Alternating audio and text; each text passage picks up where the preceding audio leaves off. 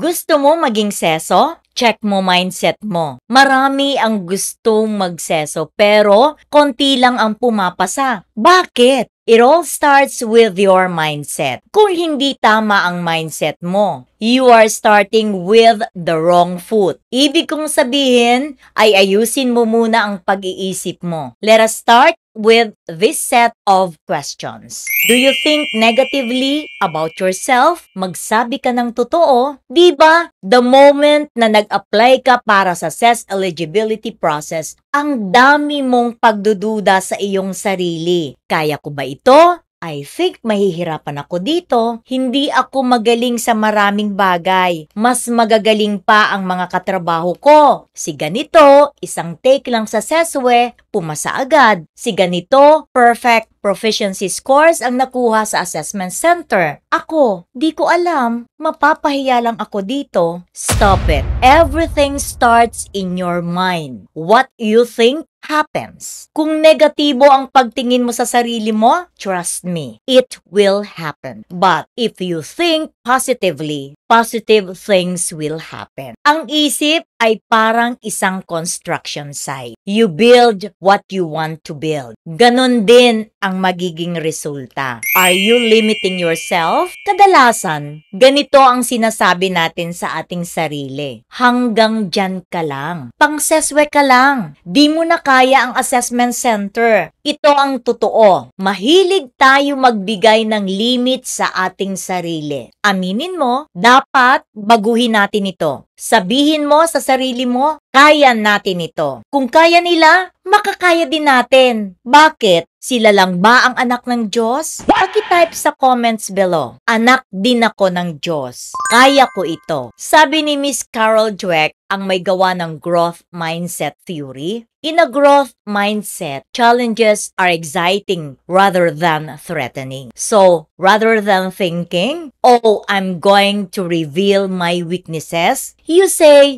wow, here's a chance to grow. Napakalinaw po ng sinabi ni Miss Dweck na ang mga pagsubok ay hindi hadlang. Bagkos, ito ay mga pagkakataon upang tayo ay matuto. She added, people with a growth mindset, however, embrace challenges because they believe that they can learn from experiences, develop their skills, and improve with practice, all of which can lead to greater achievement. So, gusto mong magseso? Check mo muna ang mindset mo. Thank you for watching our video. Huwag kalimutan mag-like and subscribe to our channel. Click that notification bell to notify you kung may bago kaming video.